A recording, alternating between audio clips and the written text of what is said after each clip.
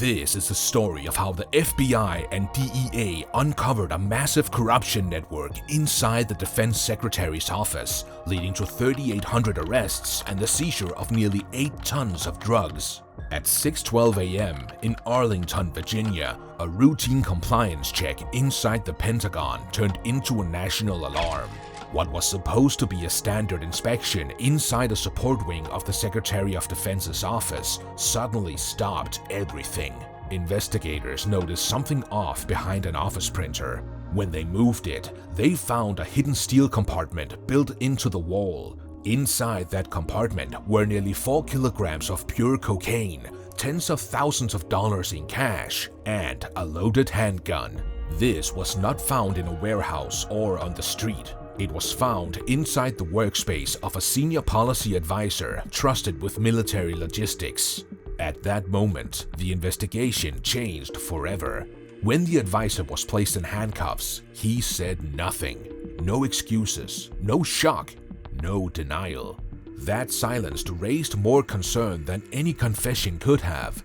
Within hours, his encrypted laptop was opened at Quantico, and what analysts found pushed federal agencies into full emergency mode. The files were not sloppy or rushed. They were organized, dated, and carefully coded. They showed months, possibly years, of cartel activity hidden inside official government systems. One folder revealed routing logs for more than 20 covert shipments.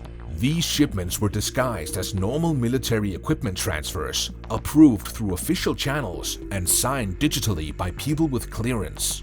Another folder revealed something even more dangerous. It listed dozens of federal and state employees marked as reliable. Some worked in logistics, some in procurement, and others in administrative roles that seemed harmless on the surface. But each one had access to systems that controlled shipping schedules, federal seals, or warehouse movements. This was not a single bad actor. It was a network. The third set of files exposed how deeply the cartel had blended into everyday American life. Suburban houses across multiple states were rented under clean identities. On paper, they belonged to normal families and retirees. In reality, they were safe houses for cartel members operating quietly in neighborhoods where no one ever asked questions. As the scope became clear, federal command centers shifted into a posture usually reserved for foreign threats. Alerts went out, surveillance teams were activated, units were reassigned. No one knew how many people were compromised, but one truth was undeniable. If a cartel could reach the Pentagon once, it could reach anywhere. By the next morning, a single directive went out across multiple agencies. Execute all targets at the same time. Before sunrise, teams moved across the country. In Virginia, agents breached a quiet suburban home outside Arlington. Inside, cartel guards opened fire from the staircase. Within minutes, the house was secured.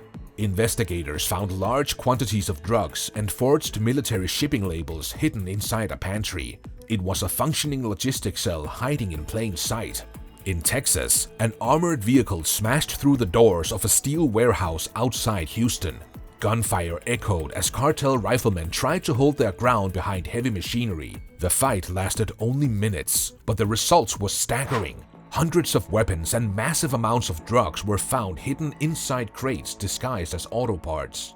Out in the California desert, cartel operatives realized they had been exposed the moment surveillance drones appeared overhead. What had been a quiet transport route suddenly became a trap. As the drones held position, marking every turn and speed change, the suspects attempted to flee across rough terrain, believing distance and open land would protect them. That belief lasted only minutes. Helicopters roared in from the horizon, flying low and forcing the vehicle to stop. Tactical teams moved in quickly and decisively, surrounding the suspects before they could escape.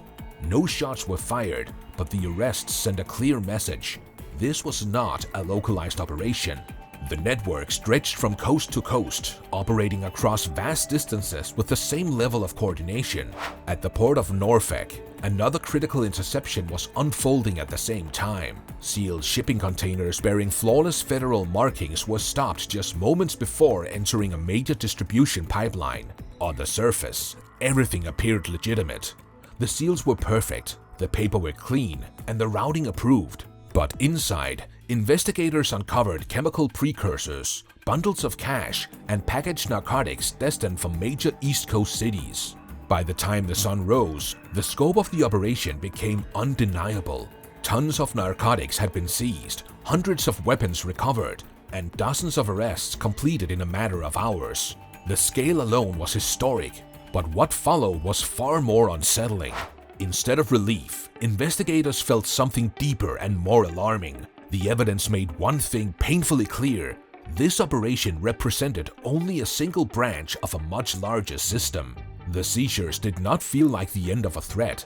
They felt like the moment a hidden structure had finally been exposed. As analysts worked through the seized data, a darker picture began to take shape.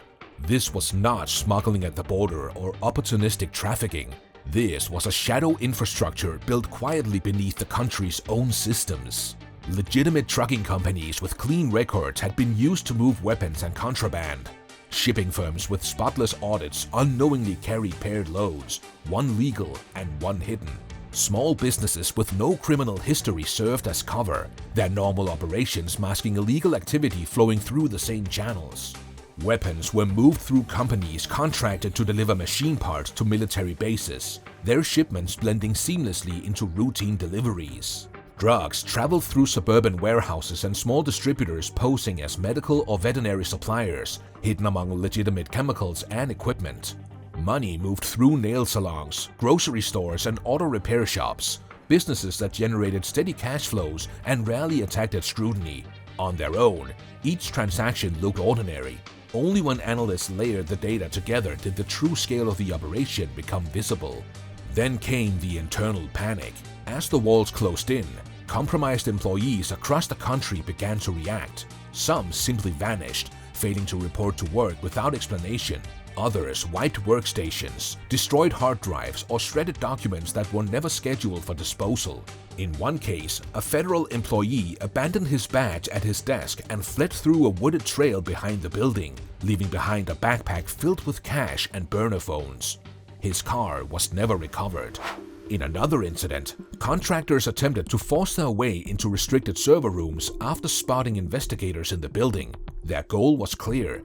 They wanted to erase routing logs tied to financial transfers. Silent alarms stopped them just in time, and later reviews revealed unexplained payments stretching back months. The most alarming confrontation came when a senior technician barricaded himself inside a secure facility. After learning he was scheduled for questioning, he severed communication lines and began destroying classified systems. As agents moved toward the door, he shouted that they did not understand the scale of what was happening and that others were already cleaning up loose ends. When the room was finally breached, investigators found evidence linking him directly to shipments intercepted hundreds of miles away. That moment confirmed what federal leadership feared most. This was not a collapsing network.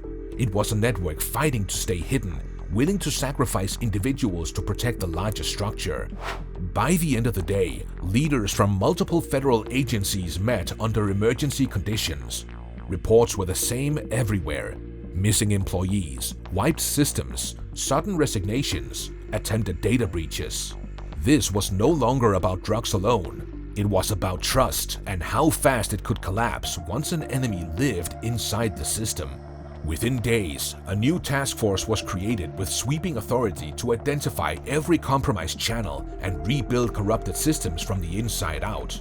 What they uncovered went even deeper: forged identities inside HR systems, counterfeit badges, encrypted communication tools disguised as normal software, homes rented under the names of deceased veterans. Each discovery proved the same thing: this infiltration was not rushed, it was engineered. When the final map of the network lit up across the screen, it showed connections through multiple states, federal agencies, and private partners who had no idea they were part of something illegal. The cartel did not break in by force. It walked in through routine procedures and stolen trust. What unfolded was not just a massive law enforcement operation. This exposure changed how national security is viewed, and the question now is simple: if this network existed, how many others are still hidden?